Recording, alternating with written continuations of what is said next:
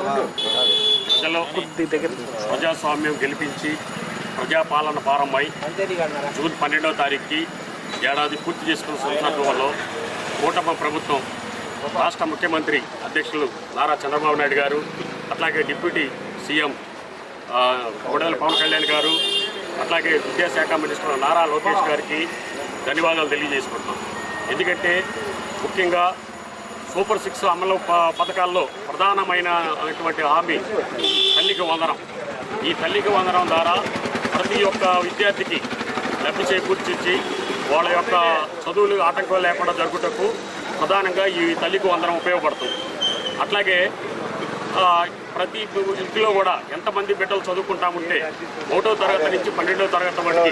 ఎంతమంది పిల్లలు ఉంటే అంతమంది పిల్లలకి డబ్బులు వేసిన ఘనత ఈ యొక్క కూటమి ప్రభుత్వానికే చెందుతుందని,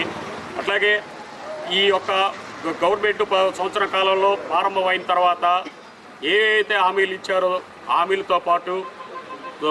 అభివృద్ధి పథంలో కూడా ముందంజలో ఉంటాం. గత ప్రభుత్వంలో ఎన్నడూ ఏ గవర్నమెంట్ చేయలేని పథకాలు కానీ లేకపోతే అభివృద్ధి కానీ చేసుకుంటూ వెళ్తూ ఈ సంవత్సర కాలంలో జనరంజక పాలన అందించిన ముఖ్యమంత్రి చంద్రబాబు నాయుడు గారికి, నారా లోకేష్ బాబు గారికి, పవన్ కళ్యాణ్ గారికి కృతజ్ఞతలు